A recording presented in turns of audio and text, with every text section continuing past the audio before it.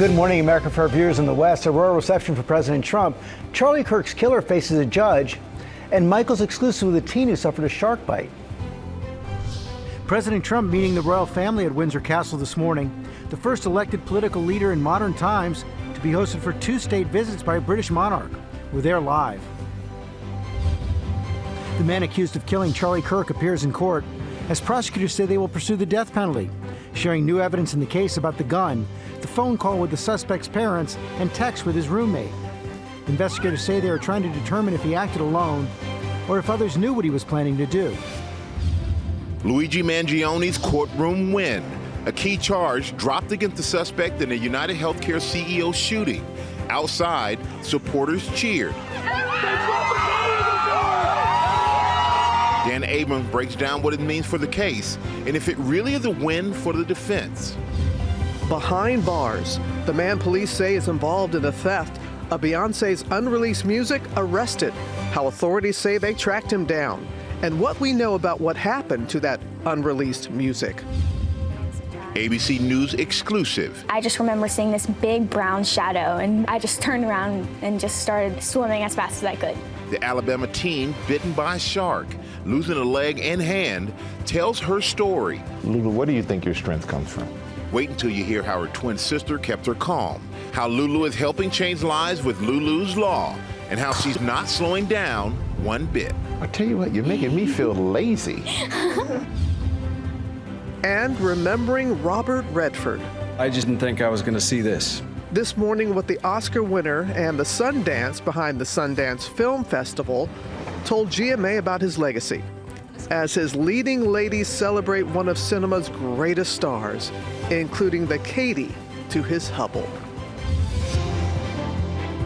Live from ABC News headquarters in New York City, it's Wednesday. Good morning, America. And we certainly do say good morning, America. So happy to have you with us on this Wednesday morning. It's a busy Wednesday morning. We have a lot of news to get to, including the pledge overnight to cover the cost of the COVID vaccine. But we begin with breaking news with President Trump in the United Kingdom, meeting with members of the royal family this morning. Chief White House correspondent Mary Bruce is at Windsor Castle. Good morning, Mary. Hey, Michael, good morning. The President and First Lady just arriving here at Windsor Castle a short while ago, greeted by the Prince and Princess of Wales and welcomed by the King and Queen. This is a full day of pomp and pageantry. They're really pulling out all the stops here. The Trumps then taking a carriage ride through the castle grounds. The President sitting side by side with the King, who he's described as a dear friend. An honor guard there lining the drive, then a military ceremony of unprecedented scale. Over 1,000 members of the military involved. There will also be a joint flyover here in the skies later, and this evening a lavish white tie state dinner. Trump has been here for a state visit back in 2019, but this is an incredibly rare honor to receive a second official visit like this. We have never seen anything like this in modern times. The UK, though, well aware that the president greatly enjoys and values these kinds of grand displays and that these visits can be a potent diplomatic tool. President Trump tomorrow will also meet with the Prime Minister Keir Starmer. They're likely to discuss economic issues as the country continues to grapple with Trump's tariffs. The Prime Minister also expected to push Trump for continued U.S. support for Ukraine as Russia ups its aggression. But President Trump has been blunt. He doesn't expect much concrete to come of this visit. This instead is a chance to celebrate and strengthen the ties that bind these two countries. George. Mary Bruce, thanks. We're getting the latest now on Charlie Kirk's killing. The shooter appeared before a judge to face charges as prosecutors shared new evidence and promised to pursue the death penalty. Good morning, Matt.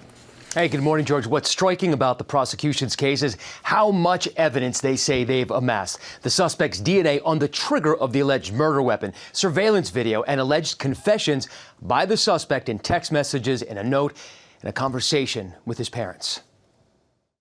This morning, the man accused of assassinating conservative activist Charlie Kirk, now charged with 7 counts, including aggravated murder, as prosecutors now pursue the death penalty. State of Utah versus Tyler James Robinson. Could you state your name?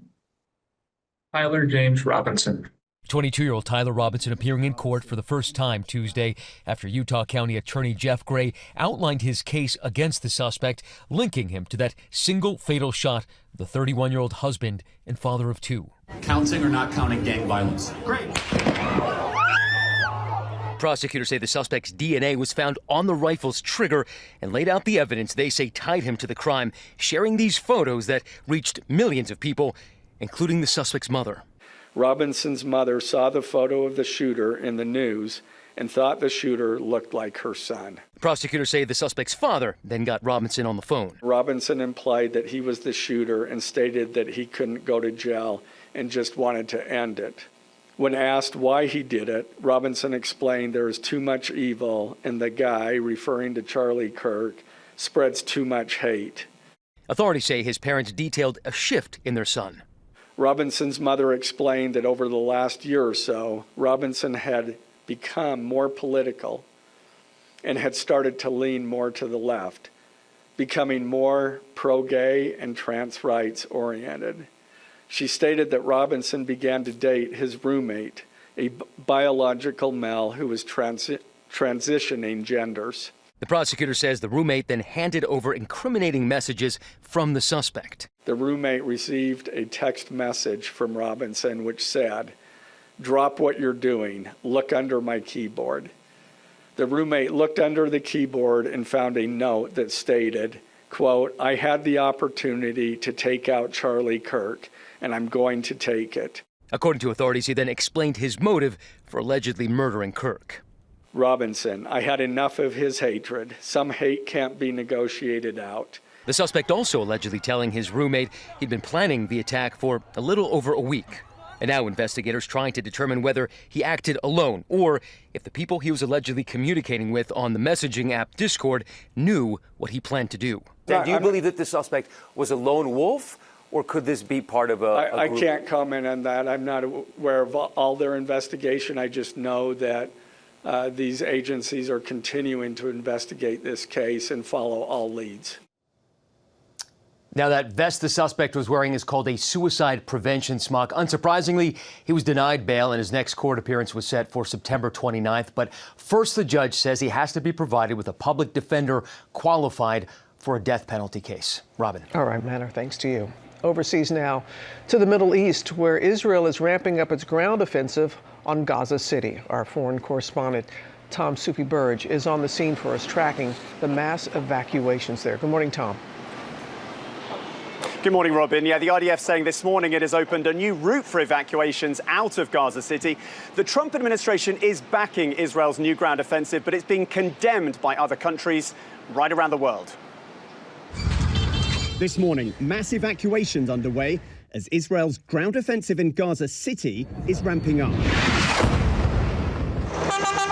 Hundreds of thousands of Palestinians fleeing the north by any means necessary, piling into trucks, some sitting on top of their belongings, others on foot with whatever they can carry held over their heads. But aid agencies say nowhere in Gaza is safe to go.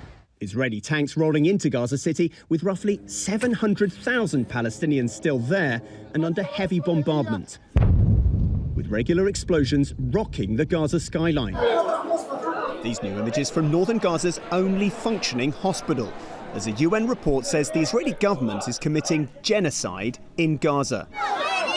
Israel has long accused the UN of bias, calling the new report distorted. And as the IDF launches its offensive, the families of Israeli hostages protesting outside Prime Minister Netanyahu's residence in Jerusalem. They fear their loved ones are being held in Gaza City and will be killed.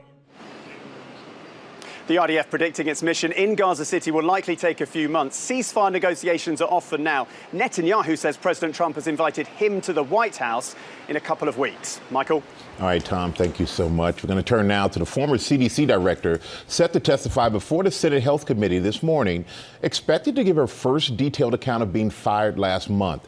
Jay O'Brien is on Capitol Hill with more. Good morning, Jay. Yeah, Michael, good morning. This morning, ABC News has learned that ousted CDC Director Dr. Susan Menarez plans to warn senators that she was fired after just weeks on the job by HHS Secretary Robert F. Kennedy Jr. for, quote, holding the line for scientific integrity. According to her prepared opening statement, Menarez will tell senators that Kennedy fired her because she refused to green-light vaccine recommendations regardless of the scientific evidence and refused to fire career CDC vaccine employees without cause. Now, Kennedy has said something different, saying that Menarez was pushed out because she wasn't a quote-unquote trustworthy person. She disputes that and says Kennedy told her he had repeated conversations with the White House about firing her. Menarez is also sounding the alarm about this critical CDC advisory panel that Kennedy overhauled and replaced with his own handpicked members that votes on crucial recommendations. She says because of that, there is now, quote, real risk that children and others in need might have restricted access to vaccines. That panel is set to meet starting tomorrow to vote on new recommendations. Meantime, right back here on Capitol Hill, Kennedy remains under pressure from several Republican senators, all of whom voted to confirm him just months ago, who now question if he's the right person to lead public health in this country. Michael. Yeah, Jay, a lot of people have a lot of questions about that. And there's a large group of insurers that are working to calm American concerns ahead of the meeting of that key CDC vaccine advisory panel. And then what are they saying? Exactly right. This is an industry trade group representing insurers that cover more than 200 million Americans. And overnight, they are out with this pledge to cover the cost of all currently recommended vaccines, including the COVID vaccine, regardless of what that overhauled CDC panel votes on this week. Michael. That's important news for a lot of people out there. Jay, thank you so much. Robin. Okay, Michael, now to results of the special election to fill the seat of a Minnesota lawmaker who was killed in her home in June along with her husband. Faith Abube is in St. Paul for us with the latest. Good morning, Faith. Yeah, good morning to you, Robin. This was a high-stakes special election with a balance of power on the line. The Democrat X.B. Lee emerging as the winner overnight. He'll replace the former House Speaker Melissa Hortman, effectively erasing the Republican one-seat majority. The chamber once again deadlocked 67 Democrats to 67 Republicans, exactly as it was just a little over 3 months ago when investigators say Vance Bolter showed up at the former House Speaker's house and shot and killed her alongside her husband. State Senator John Hoffman and his wife were also critically wounded. Investigators say it was part of a plot to kill dozens of public figures, mostly Democrats. And as you know, some officials have said that attack is just one in a broader wave of politically motivated violence across this country in recent months, including the recent murder of conservative activist Charlie Kirk. The heightened political environment looming large over this race here in Minnesota. Both candidates expressing their concern, and this morning, X.P. Lee, the winner here, vowing to bring this community together and help them heal. George. Faith Abube, thanks. Police have arrested a man for stealing hard drives from Beyonce that included unreleased music and plans for her tour. Sam's here with the details. Hey, Sam. George, it happened in July, but I think everyone will remember it when we give you the details. During the Cowboy Carter concert tour, a man breaking into an SUV and stealing the hard drives and other items belonging to the superstar Beyonce. Police say those drives and the music are still missing, but they've got an arrest. This morning, the man police say is involved in the brazen theft of Beyonce's unreleased music is now behind bars. Authorities say they nabbed Kelvin Evans by using tracking technology from some of the electronic devices that were allegedly stolen. It happened in Northeast Atlanta on July 8th, less than 48 hours before the 35-time Grammy winner kicked off the Atlanta dates of her wildly successful Cowboy Carter tour. A dancer and choreographer said thieves broke into their rented SUV, stealing numerous items, including designer clothes, laptops, and jump drives containing Queen Bee's set lists and unheard songs. They have my computers, and it's really, really important information in there. And although an arrest has been made, those stolen hard drives storing the intellectual property of one of music's biggest stars have not been recovered. The fact that the hard drives have not been discovered as of yet is not necessarily surprising. Most theft crimes are because the individual wants to sell the items. Was the hard drive encrypted? Could he even access any information off of the hard drive? Those are all questions that have yet to been answered by this investigation.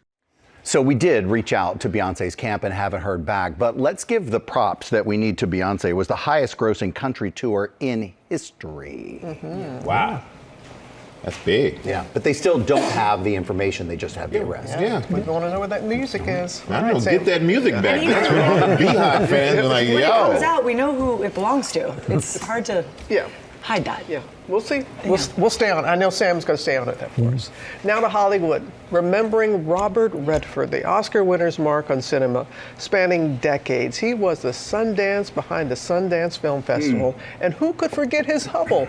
to Barbara Streisand's Katie and The Way We Were. I know you're going to have more of his life and legacy, Lara. Absolutely, Robin. The outpouring of love for Robert Redford has been extraordinary. The actor is being remembered not only for his work on the screen, but also his passionate work as an environmental activist and a champion for independent filmmakers. Now you're interested. It's a lie. Every bit of it. I'm going to control myself. This morning, Robert Redford's leading ladies remembering one of Hollywood's greatest stars. Jane Fonda, his co-star in 1967's Barefoot in the Park, saying Robert was a beautiful person in every way. I know.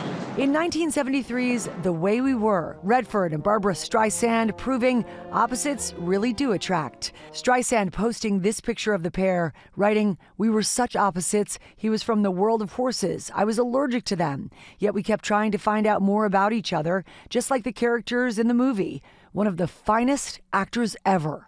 Meryl Streep starring alongside Redford in Out of Africa. Happy New Year, Karen. And for you too.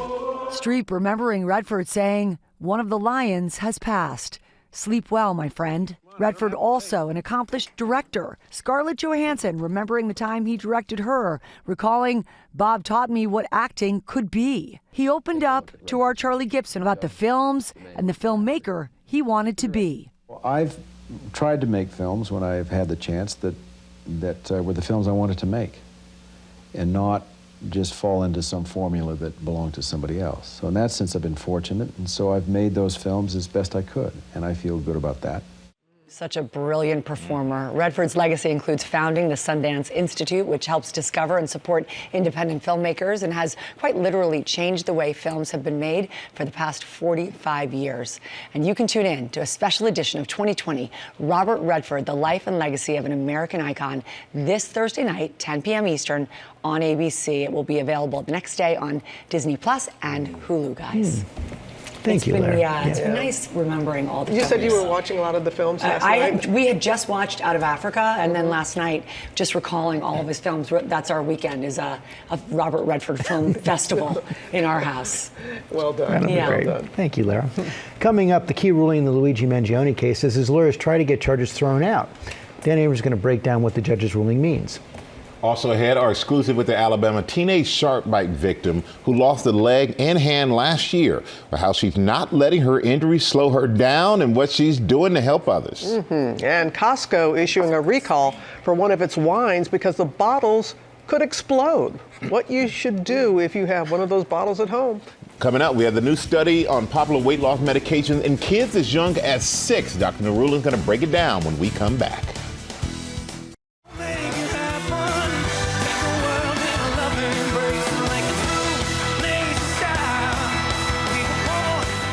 Back here on GMA, that is Robert Irwin with a sizzling start on the season premiere of Dancing with the Stars. Derek Huff called Robert's dance the best first dance he's ever seen on the show. That's saying something. Whoa. So will Robert follow in the footsteps of his sister Bindi? Remember? She took it off. Yeah. Pressure. No pressure. Ginger is going to take us inside the ballroom. That's coming up in our next hour. First, new at 7:30, we have some breaking news. A suspect is on the loose after ramming his car into the gates of an FBI building in Pittsburgh. According to the FBI, the suspect, former military member Donald Henson, then threw an American flag onto the damaged gate, fled the scene on foot. They're urging the public to avoid this dangerous individual. Also, the body of a 21-year-old black student was found hanging from a tree at Delta State University in Mississippi. Officials say there's no evidence of foul play in the death of Trey Reed. Attorney Ben Crump said Reed's family has retained him to conduct an independent investigation. Costco is recalling some bottles of Kirkland's signature Prosecco because unopened bottles could explode even if they're just sitting on a shelf. The bottles were sold in 12 states. Costco says customers should not return bottles to a store. Instead, wrap it in paper towels and place it in a plastic bag before putting it in the garbage. And Paige Beckers is the WNBA Rookie of the Year. Paige posting, quote, "Love my squad. They all deserve Teammates of the Year in my book," end quote. And it's a fight to advance to the first round of the playoffs. The Fever notching their first playoff win since 2015. And Aja Wilson and LA Las Vegas Aces were on a 17-game win streak, but the Storm won 86-83, and there is more action tonight. So both those series now 1-1. Yeah. You got to go to a game 3. That goes to show, when you get in the playoffs, I don't care what that winning streak is. Somebody's coming for you. That's true. That's true. We're getting the latest now on the killing of United Healthcare CEO Brian Thompson. A judge dismissed the state terrorism charge against Luigi Mangione, allowing the murder charge to stand. We're going to talk to Dan Abrams about that after this report from Chief Investigative Correspondent Aaron Katursky. Good morning, Aaron. And good morning to you, George. The assassination-style shooting of Thompson was a shock, but the judge decided it did not warrant charging Luigi Mangione with murder as a crime of terrorism. This was the first time we had seen Mangione in a Manhattan courtroom in 5 months. He appeared to glance at about 24 supporters, mostly young women seated in the back. Outside, his supporters cheered the judge's dismissal of the top counts. Take a listen. The terrorism charges dropped! They dropped the terrorism charge! Mangione still faces murder and other charges that could get him a life sentence, and federal charges that could get him the death penalty. He's pleaded not guilty. Prosecutors say Mangione was carrying the murder weapon, a fake ID, and a red notebook he used as a diary. One entry saying the target is insurance. It checks every box. Prosecutors said those writings proved Mangione intended to create a spectacle and send a wider message.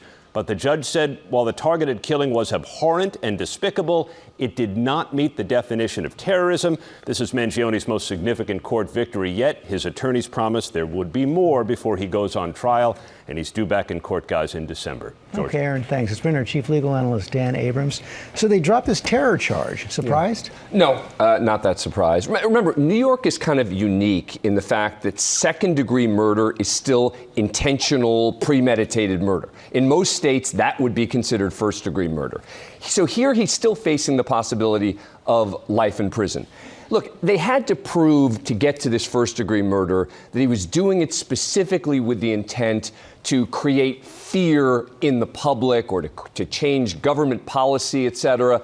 And that's a tough burden to hit. And so I don't think most people who were following this legally were that surprised. Well, what does this ruling mean for the case? I actually think it could help them, right? Because now they can present a more streamlined case. There won't be the argument that they overcharged him. They won't have to get into all the details about what was his motivation and why was he doing it and who was he trying to scare. They can just focus on the evidence of premeditated murder, and I think that actually may make it a stronger case. And there's still a federal case. That's right. That's right. And actually, the judge refused to dismiss the federal case. So one of the things he had tried to do in this hearing as well is say this is double jeopardy. You shouldn't be able to try me both in state court and federal court. The judge here saying that he's not going to dismiss this case. He's not going to accept that argument. He might hear it again later. But in that case, he's facing the death penalty. So, anyone who's concerned about is he, getting off somehow because he's not going to get a guaranteed life in prison if he gets convicted, there's also this federal case where he's facing the death penalty. So I describe this as a small win for him. All right. Dan, always appreciate your insight. Very helpful. Okay. We have been looking forward to sharing this with you. It's an ABC News exclusive. The Alabama teenager who lost a leg and a hand after she was bitten by a shark. And you had the opportunity to spend some time with this remarkable young woman. Well, she really is. She really is remarkable, Robin. And it's been a little over a year since Lulu Gribbin's horrifying incident. And she is a remarkable story of resilience. And we talked about that day, but she is very much looking forward to a bright future and ways to help others. I just remember seeing this big brown shadow, and I just turned around and just started swimming as fast as I could. June 7th, 2024 is the day that changed Lulu Gribbin's life forever. The Alabama team was on a mom and daughter's beach trip in Florida with her twin sister Ellie and some friends. It was really the perfect beach day. There wasn't a single cloud in the sky, and I just remember turning around and my best friend was just like screaming. Did you ever see the shark? I saw a glimpse of its body, so I just saw a shadow, but I never saw like a tail or a fin. I never saw its eyes. That's when Lulu was attacked by what witnesses described as a bull shark in the waist-deep water. I started swimming as fast as I could, and then like in the movies, they're like, oh, you can't be like frantic or else they're going to come after you. So I just stopped swimming. And then next thing I know is that I raised my hand out of the water and there just was no hand there. Do you remember what that felt like? I was in shock. I could never feel the shark bite it off. But I just remember being like, whoa. Like I looked down and I was like, this is really happening. Lulu was pulled to the shore, in and out of consciousness. Ellie keeping her calm as they waited for first responders to arrive. I was just like, you got this, like you can do it. Is it because of that connection of being a twin that you just kind of fell into keep everybody kind of calm? I would say that's definitely a part of it. I just knew kind of what she needed to hear at the time, because there was so much going on, so much commotion. I just had to be there for her. With grave injuries to her arm and leg, Lulu was airlifted to a hospital for emergency surgery. Ellie and their mom taking an agonizing hour-and-a-half journey by car to reach her. What were those first few hours like when Lulu was rushed into surgery? All I could say was just keep breathing. Please keep breathing. God, please let her keep breathing. We didn't know anything. We would have no idea if she was alive. We got to Pensacola, and Ellie and I literally jumped out of the car and ran into the emergency room, and they said, she's alive. Joe, as a father, what was the first thing that went through your head? It was terrifying, not knowing as I flew down to Pensacola if I was going to see my daughter or, get her body or recover. Lulu lost her left hand in the attack. Doctors tried to save her right leg, but ultimately it was amputated between the knee and hip. Did you realize the severity of what you were going through? I knew my life was on the line.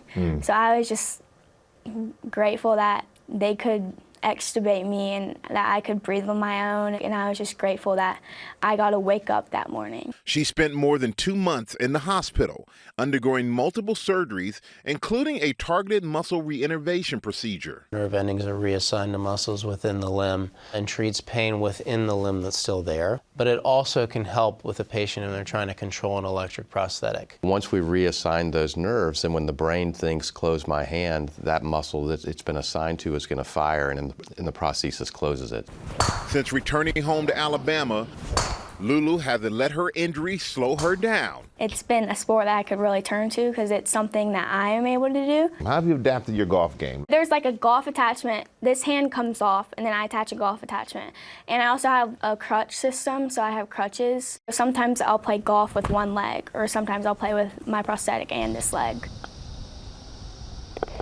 She even took up slalom water skiing. I slalom all the time at our lake house, and I really enjoy that because that was something that I used to love getting to do, and so I love just relearning how to do it and do it now with one leg. Next, she's setting her sights on conquering another adaptive sport. I got it a couple months ago. This leg's also a lot lighter than the one I walk on every single day. I also just relearned how to run, so we're still figuring out things. I hope to be in the Paralympics for track. I tell you what, you're making me feel lazy. You make me feel really lazy. But that is awesome, the Paralympics for track. Well, that's your goal. One of my goals. Yeah. Well, you've achieved all the other goals that you've had, so why not this one?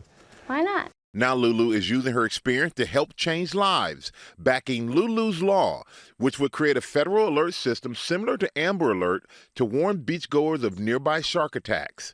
And now launching a foundation, Lulu Strong, to help expand access to the latest technology for all amputees. Lulu, where do you think your strength comes from? I think knowing that I have a large support system behind me and just continuing to get better not only for myself but for them and just show them that anything is possible, and then just knowing that God decided to save me, and so just showing him that he performed a miracle on the right person. Definitely the right person. Lulu is absolutely an amazing young woman with an amazing family to support her. She's already been back in the ocean just weeks after leaving the hospital. And the reason she's so passionate about creating an alert system is that the same day Lulu was attacked, there was another shark attack 90 minutes prior, just a few miles down the beach. She said that had she known that, she never would have gotten in the water, but they didn't know about it. Right. And changed her life forever. Wow, and she's going to change others' lives now. Definitely. Wow. A lot of different ways. Good for her. That's such a smart idea. And she captured my heart. I think that young woman can do anything she wants. Yeah. No doubt. All right. Now with our play of the day, if it is finished right. Just done. This just in, Robin. This just in. A lovely couple shining on the diamond. Yeah, this is a really fun story. New York Mets shortstop Francisco Lindor wasn't the only member of his family to take the field last night. His wife Katya performed the national anthem on violin before the game at Citi Field, and she crushed it. Take a look.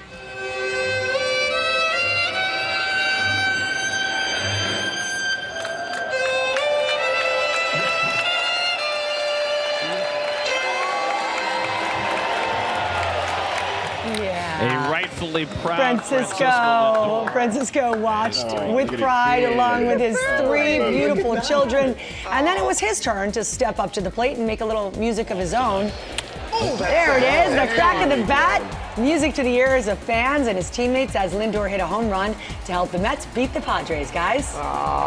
That's great. That's beautiful. I love seeing the kids there with this bat. Worth the wait. Thank you. I wasn't late. Hey, coming up, our house is full, by the way. Ladies, very well-behaved, beautiful young ladies. Are you guys ready? We've got a big reveal coming out, right? All right, ready? We've got a brand new American Doll reveal coming. We'll be right back. Thank you guys for coming into the studio this morning. You ready? Good morning, America. It's 8 a.m. Breaking news. President Trump meets the royal family at Windsor Castle this morning. The first elected political leader in modern times to be hosted for 2 state visits by a British monarch. Greeted by King Charles and the Queen, Prince William and Princess Kate. We're there live. A look back at 20 years of Twilight. I don't even know how to process that. We're one-on-one with author Stephanie Meyer, talking the saga that catapulted her to fame, whether she's Team Edward or Team Jacob. That's definitely more my style. And if there's more to Bella and Edward's story. A golden night to kick off Dancing with the Stars, who put their best foot forward, climbing up the leaderboard on last night's premiere. We're halfway through. We just watched a ring of fire in a circus, and it feels like we've all been shot out of a cannon. Ginger takes us inside the ballroom for the big moments. She was an American girl. And get ready to meet the new American Girl doll. We have some young fans helping us do the honors, and they're saying,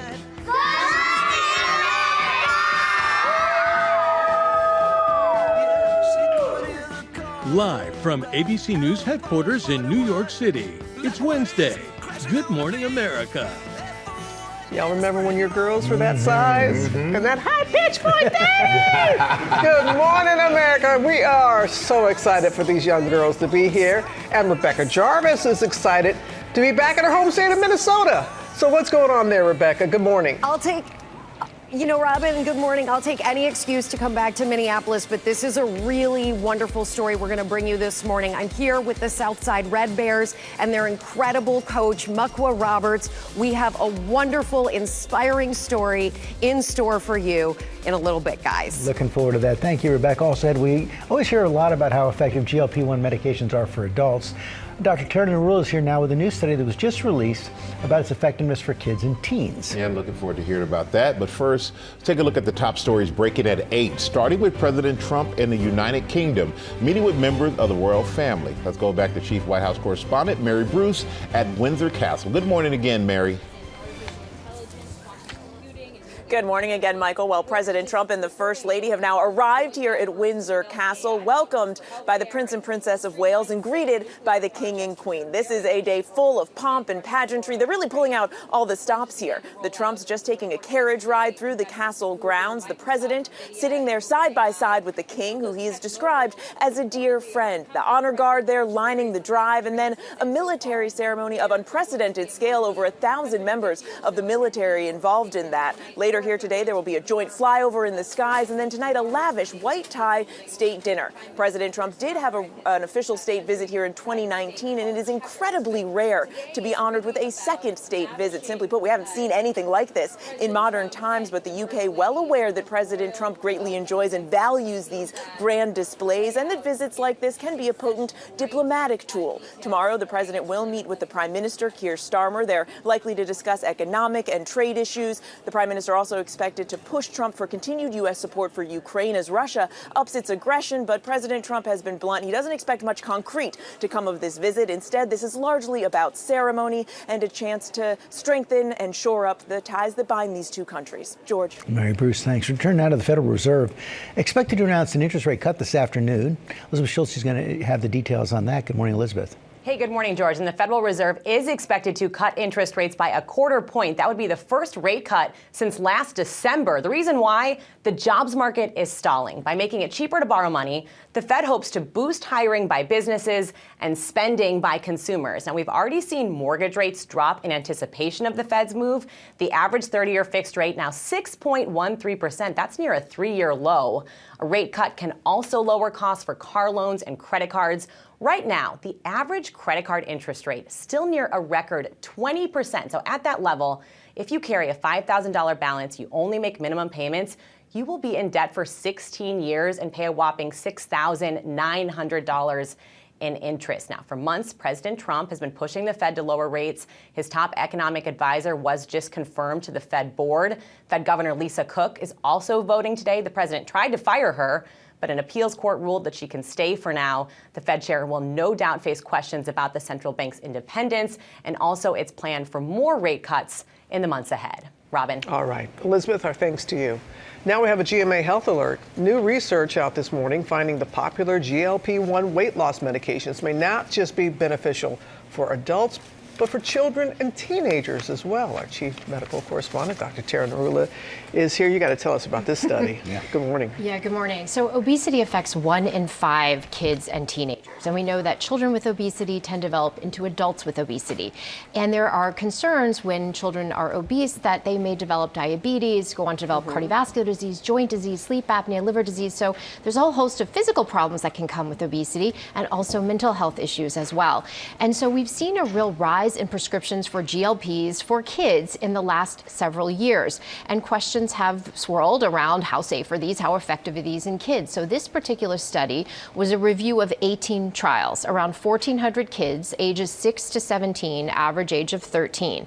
And they found that the children who took GLPs dropped their hemoglobin A1C by about 44%, dropped their fasting blood sugar, dropped their systolic blood pressure by about 3 points, and also dropped their body mass index almost 1.5 points, and their weight by about 3 kilograms. In terms of safety, it did seem like there were risks or profiles that was similar to adults, which is the gastrointestinal side effects that we talk about, the nausea, vomiting, diarrhea, constipation, pretty much the same in kids. One thing that did stand out also is that they did not see an increased risk of suicidal behavior or depression, which of course a lot of people worry about when it comes particularly to children. Absolutely, yes, that.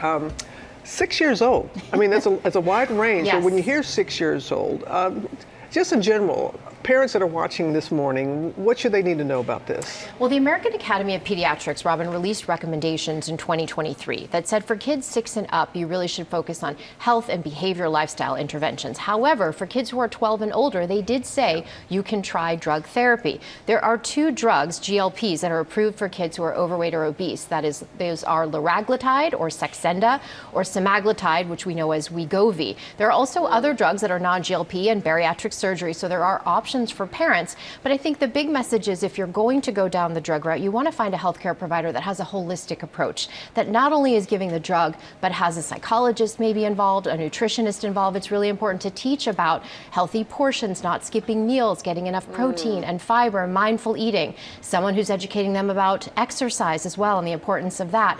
But we also have to point out that these have not really been studied in kids long term, and there are some questions around, could this affect hormones and puberty? Could this affect bone growth and development? And are there psychological ramifications that may be more negative associated with giving a drug to kids that are that young? So a lot of questions still, but a lot of promising research that's showing benefits for kids. Okay. Have we gone a week without talking about GLP-1? No, we have not. It is amazing. It is. Yeah, all the time. Okay. Thank you, Still a lot Dr. of questions, but you have always had the great answers there, Doc. Thank you so much for that. And coming up in our GMA Morning Menu, we're talking 20 years of Twilight with author Stephanie Meyer.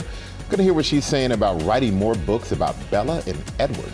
Also ahead, a blockbuster start to the new season of Dancing with the Stars. Ginger's back in the ballroom with all the highlights. Look at her there. She's ready. She loves being there. And Tori is back with September sizzle deals and steals, footwear to tech solutions, all 50% off. Lara and Sam, I know you have some special guests. We do. We do. We're entertaining. We are having so much fun with this group of little girls in our studio, and they are here for a very special reason.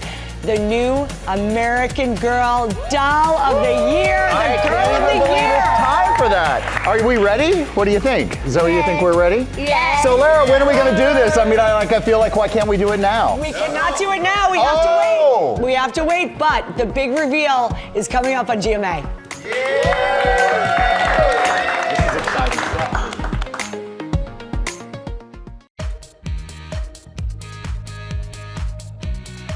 We're back now with our GMA cover story.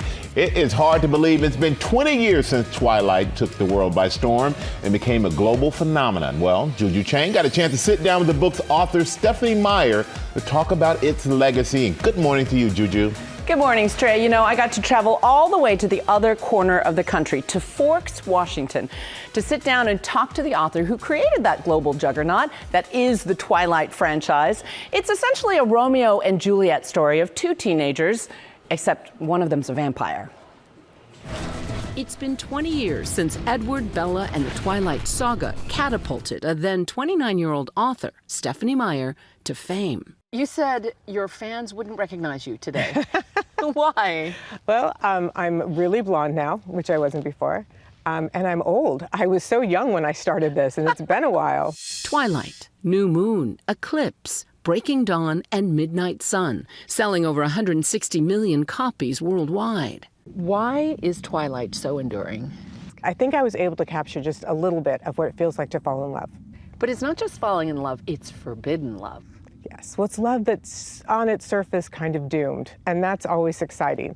Of course, it ends up happily for them because I am who I am, and I like happy endings. So the lion fell in love with the lamb. The idea really came to you in a dream? Yes, it really did. It was a boy and a girl, and they were sitting in the sunshine in a beautiful forest, and he was glittering and sparkling, and in my dream, it was so beautiful. That dazzling scene brought to life in the blockbuster films, launching Kristen Stewart and Robert Pattinson to superstardom. You're beautiful. Beautiful. This is the skin of a killer, Bella. The books and the films creating a fan frenzy. Even now, Twihards flock to Forks, Washington, where the story unfolds, to visit locations, a museum, and a festival dedicated to all things Twilight. This is the costume that you conjured up in your dream. What's it like 20 years later and your fans are just as into it? I don't even know how to process that. I wasn't expecting fans when I started this to be back here and still have people care. I mean, it's really, really flattering, but I never expect that to last. It's bizarre to me that 20 years later, I'm back here talking to you. And here in the woods, made famous by her sheer imagination, Meyer reflecting on what draws fans to Bella Swan. You'll always be my Bella. I think a lot of our heroines that we get in books are adventurers. They're wielding swords and they're doing daring do's. But Bella is a quiet girl. She reads books. We don't get a lot of quiet readers as our heroes. She's you, isn't she? She is someone that I would be friends with. I also am an introvert. I'm shy. I like to read. A lot of her opinions that she has on things are kind of the opposite of mine. I would not have probably chosen the vampire. So does that mean you'd go team werewolf? Don't make me choose. Probably team werewolf. I did marry the boy I grew up with, like the family friend that I'd known since I was 4. So that's definitely more my style. What do you think Edward and Bella would be doing today? For me, Bella and Edward are frozen where Breaking Dawn ended. I have other stories outlined that I don't know if I'll ever get to. I'll have somebody, disseminate them after my death, my outlines, if I never get around to it. But for me, the stories go on. Now, after 20 years, the publishers are coming out with gorgeous new cover art for a new generation of readers. And even though her fans would not change a single word, Stephanie told me that if she could, she'd go back and rewrite much of her book. She said, essentially, I'm a better writer now. You know, perfectionist much, guys? Wow. Hey, you know what, Juju? We got to say happy birthday.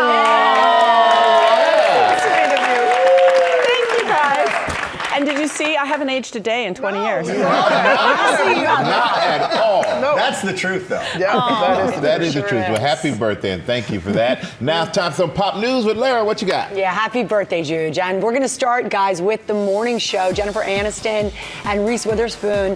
Their new season begins streaming today, and Apple TV Plus is wasting zero time announcing the drama has been renewed for a 5th season. Wow. Yeah. Fans have waited for almost 2 years for this next installment, season 4 in the Emmy-winning drama, which is set roughly 2 years after the last season ended. You may want to watch the last episode. It's been a while. Mm-hmm. In addition to Jen and Reese, the show stars Emmy winner Billy Crudup, and some new faces in this season include Marion Cotillard and Jeremy Irons. The morning show begins streaming today on Apple TV Plus. It was wonderful having the cast here in the studio. I think Robin's already seen it. I have. I've seen like half of the new season. Is it great? But I think for us love bombing them, help them get the new season. I think Yeah, we we really have- have we shown have them a major lot of love, bond. rightfully Yeah. so. Like, we feel a special bond. We do. Hey, also popping this morning, we're getting a special look at the new documentary. It's all about the Lilith Fair. You know that Lilith I Fair? remember Lilith Fair. This doc is called Lilith Fair, Building a Mystery, and it dives into the untold story of Sarah McLachlan's legendary all-women music festival. Here's an exclusive clip of the documentary about how it all came together. We did 4 shows in 1996 as sort of test runs, and I just wanted to be able to replicate that over and over again. It's over. Yes. It was a success, and I'm very happy. At the end of the day, we just kind of sat on the floor in the room and we said, let's do this. Like, let's build a festival. Not 4 shows, let's do 35 shows. I think the label was very like, oh, you can't do this. Like, that's crazy, right? And we basically said, you know, stuff it, we're gonna do it.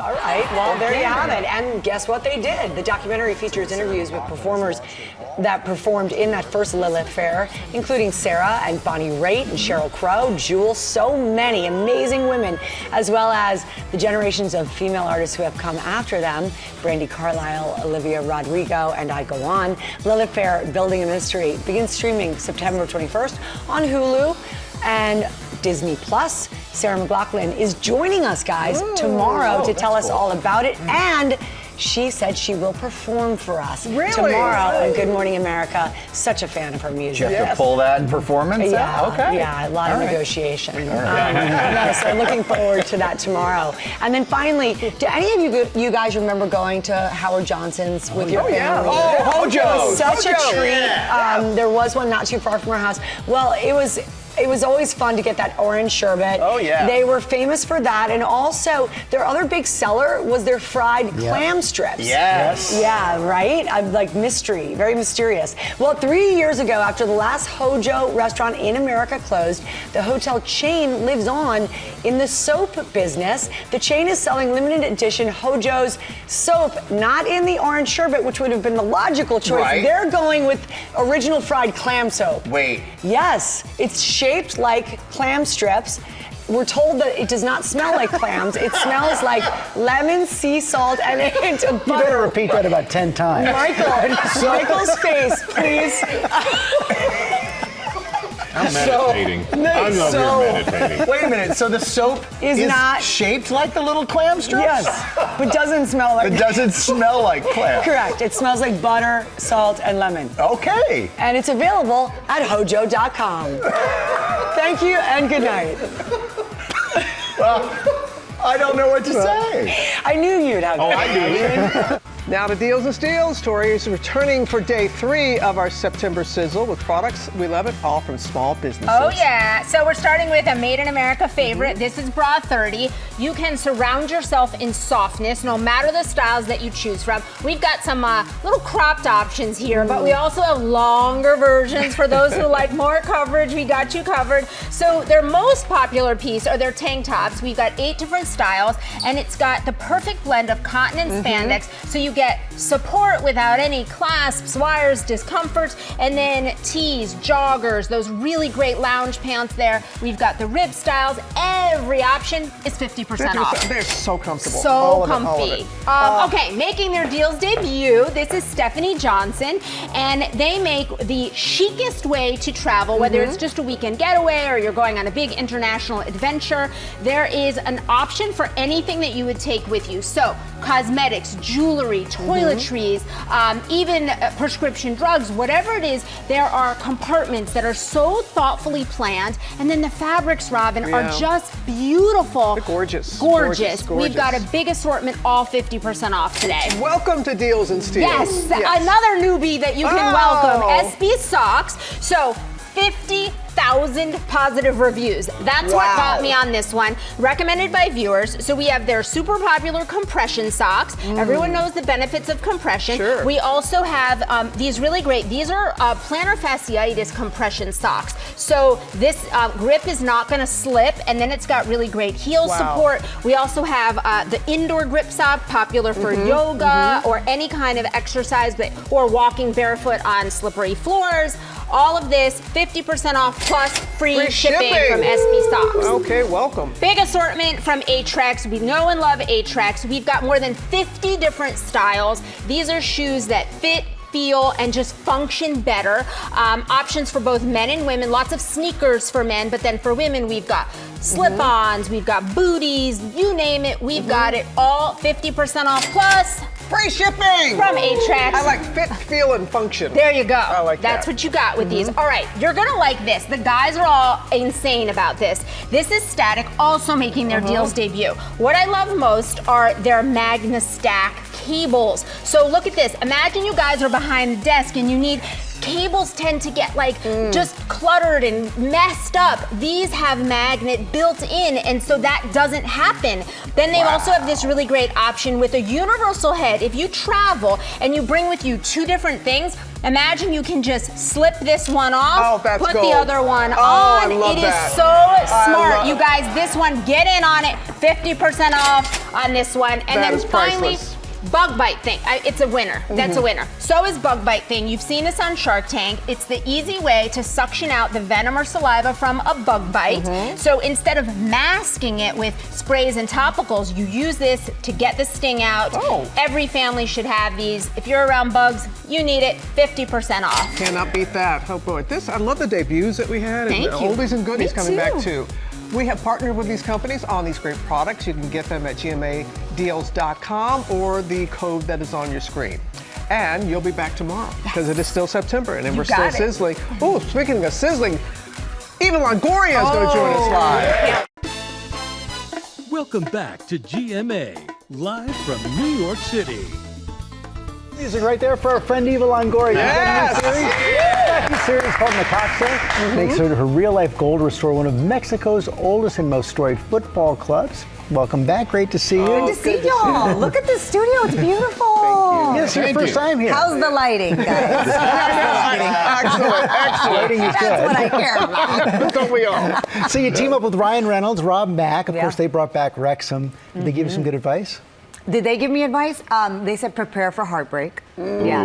Yes. Well, you know. I mean, sports is so emotional, the ups and the downs, and we won and then we lost and then we're like, we're almost there. We didn't make it. I mean, it is an emotional roller coaster, and especially Necaxa is like a huge team in Mexico with a legacy, but they haven't, we were like in last place when I bought the team 3 years ago. So we really want to bring them back to their glory days. And so the stakes are so high for me as an American. I'm a Mexican American, but and as a woman in a male sport. So it was the stakes were so high. What made you do it at first? Well, I love storytelling, and I think sports is one of the greatest mediums of that.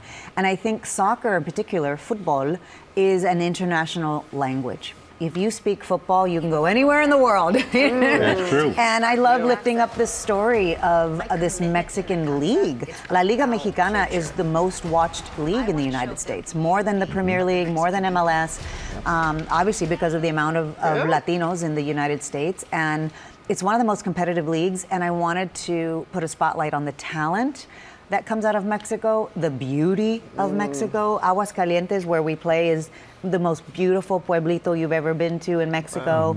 The people, the trainers, the fans, it's really quite an amazing docuseries. Okay, and it is emotional though. You get so attached. But there's nothing you can do. You just have to sit and watch other people perform, and hopefully they can win and bring you some joy. Yeah. But you said your commitment to this show and to this team is so personal. Yeah. Well, you know, I think we're living in a time right now where it's very hard to be Latino. You know, and so anytime I can tell the story of the positive contributions we do in the world, I do it. When I have a chance to, in Spanish we say, poner México en alto, to really lift up, that's it, to lift up our community, our culture, I'm going to jump at the chance to do it. And Necaxa is a perfect vehicle. So if you love sports and you love football, you're going to love the documentary. And if you love culture, you're going to love the documentary. All right, and we'd love to see a little clip right now. Oh, okay, great. Here we go. Al inicio de esta aventura con Necaxa, tuve mucho miedo de fallarle al club, a los jugadores, a los entrenadores, al pueblo, a Aguas, a los fans.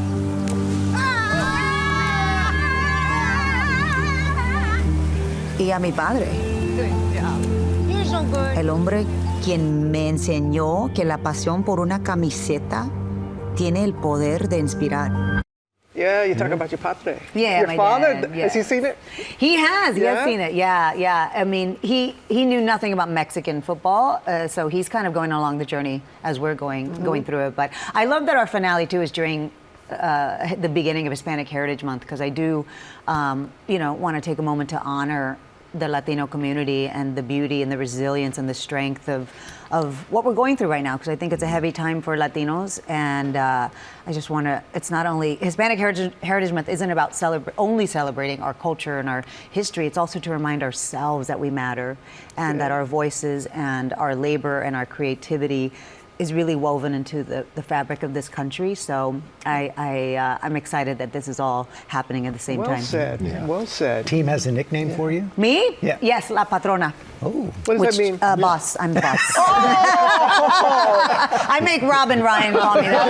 I like how you said it. Yeah, I'm the boss. I'm the boss, yeah. It's an endearing way of saying it. It is an endearing way. And in Mexico, if you don't have a nickname, that they don't like. So the fact that they gave me a nickname, I was like, I'm in. Yes. Oh. Hey, we got to ask you about Desperate Housewives. It's been 13 years since the finale. 21 years since the premiere. Wow. Goodness, yeah, I know. So what is Wisteria Lane looking like in 2025?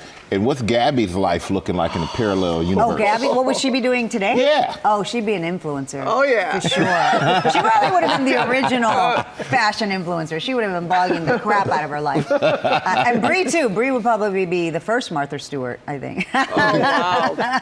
21 years. 21 years, and I look the same. You do. Yes, you do. I'm sitting here going, you don't even worry about lighting. You don't need lighting. No, but you know what? It was one of the best times of my life, and I have such fond memories of the show.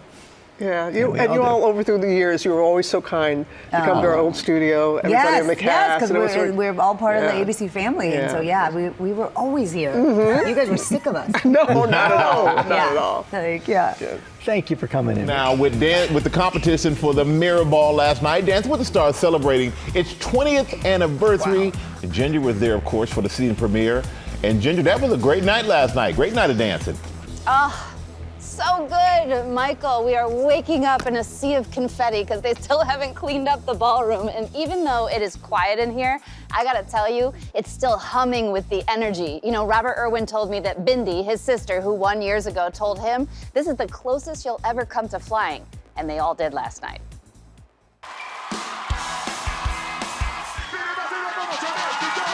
The ballroom is on fire. Season 34 kicking off into high gear. The devil wears tango. Dancing with the Stars welcoming me for the premiere. And in the ballroom for our season premiere, from Good Morning America and our own season 22, Ginger Z. Elaine Hendricks and Alan tipping their hat to the Parent Trap. And all eyes in the center of the ring for Alex Earl and Val. We're halfway through. We just watched a ring of fire in a circus, and it feels like we've all been shot out of a cannon. Danielle Fishel leaning into her year of yes. Corey Feldman bringing some MJ into the ballroom. It's not just the dancing that's hot. Like, it's actually temperature hot. The dancing is amazing tonight. It's very strong, very competitive. But it was Robert Irwin and Whitney who crock and rolled, bringing down the house. Probably the best first dance I have ever seen on this show. That was incredible. We caught the dancers on a post-show high. Holy cow! He did incredible. I am so proud. Every success on the dance floor is all her fault. Is there a name for that tango? I think I'd call it the Fuego. She's amazing. I am very, very blessed to have her as my partner. The year of yes. Yes, my year of yes for sure. Like, nothing will make you realize you're not living life the way you want to live it, like a cancer diagnosis. And so I just wanted to say yes to more joy. I had forgotten how incredible she is at performing. I'm talking about you. The musicality. That's the part that I had forgotten, and she's really good.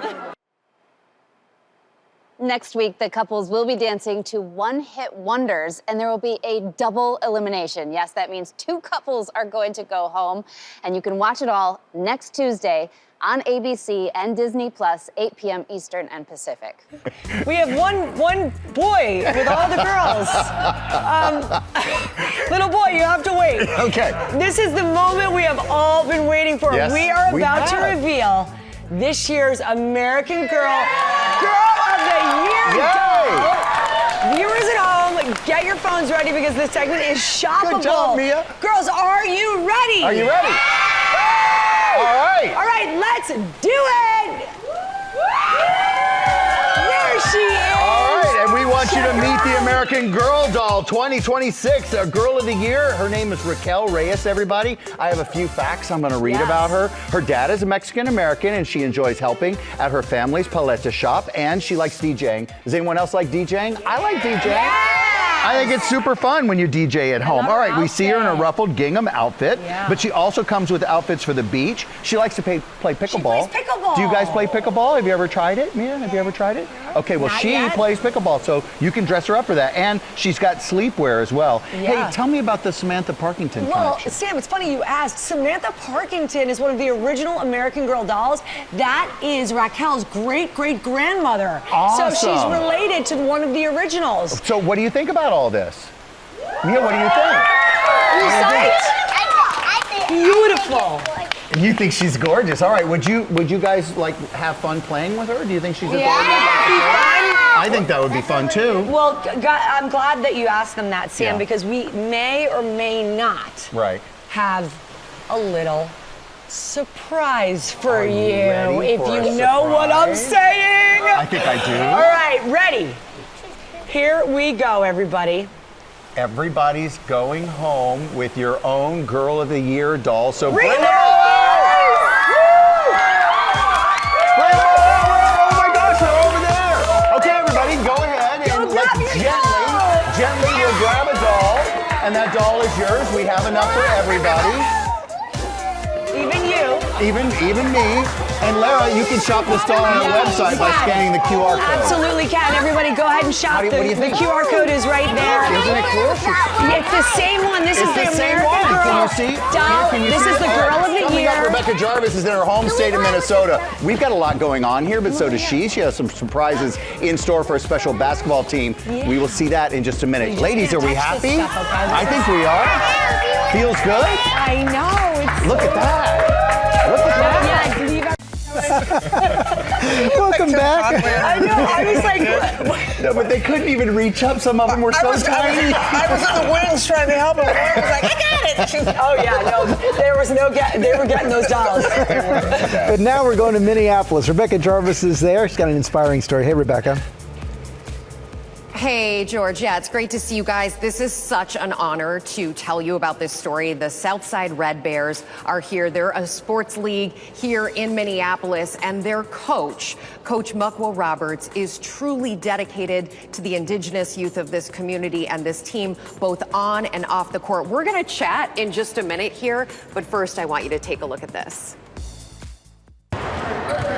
Southside Red Bears coach Mukwa Roberts has built a community and safe space for Indigenous youth through sports over the last almost 2 decades. We pretty much take on any kid that wants to play and do something fun and positive instead of being out on the streets. An assistant coaching role for his son's team grew into a passion. Now he's the Red Bears director, coaching and fundraising to ensure every kid can play. AAU basketball can be very expensive. We try to make it free for all the kids. His impact, larger than basketball. Coach Mukwa has become a mentor for Red Bears players of all ages. Being with the Red Bears family has made me a better person. When a kid feels special and they feel loved, it brightens up their life.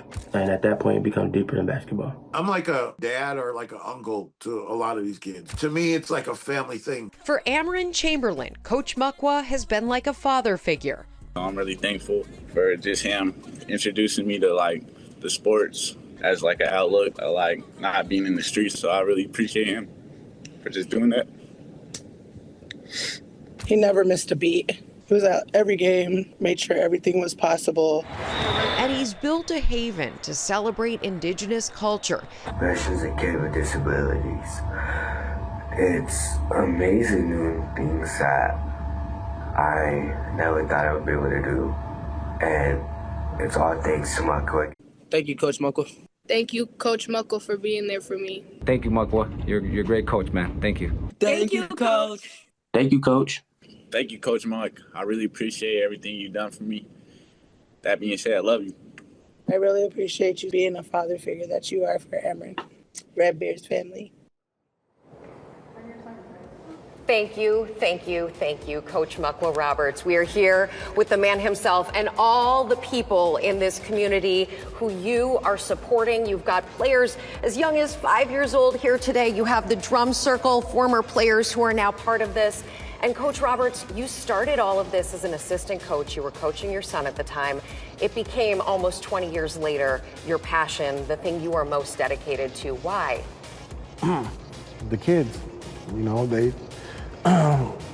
we live kind of in a rough neighborhood, so, you know, we need something positive for them to fall back on. And so, you know, it's expanded since I started. So, I mean, it's a great thing to see. It's a great thing to accomplish, and I'm proud of all these kids. As you should be, and you should be proud of yourself as well. You've made such an impact here, and I've loved getting to spend my morning with all of you. I have a question for you guys. Do you like the Minnesota Timberwolves? Who here is... All right, who here knows Julius Randle, 3-time NBA All-Star? Is Julius Randle in the house? Oh my goodness, it's Julius Randle! How are you? It's so good to see you. Okay, Julius, you heard about this team and you wanted to be here this morning. How great is it to see them and see their spirit today? It's amazing. It's amazing what you guys, what Coach, what you're doing is amazing for these kids. You know, I was once you guys, and just to see the great that you're doing in the community for, you know, all of these guys and girls is amazing. So I'm extremely happy and blessed to be here. And I'm told you have a little surprise for everybody here, Julius. Yes, I do. On behalf of, you know, my Skechers, here we go, my Skechers basketball team and I, you know, we're proud to donate $10,000 worth of Skechers basketball shoes to you guys. So now you can play in the same thing that I play in.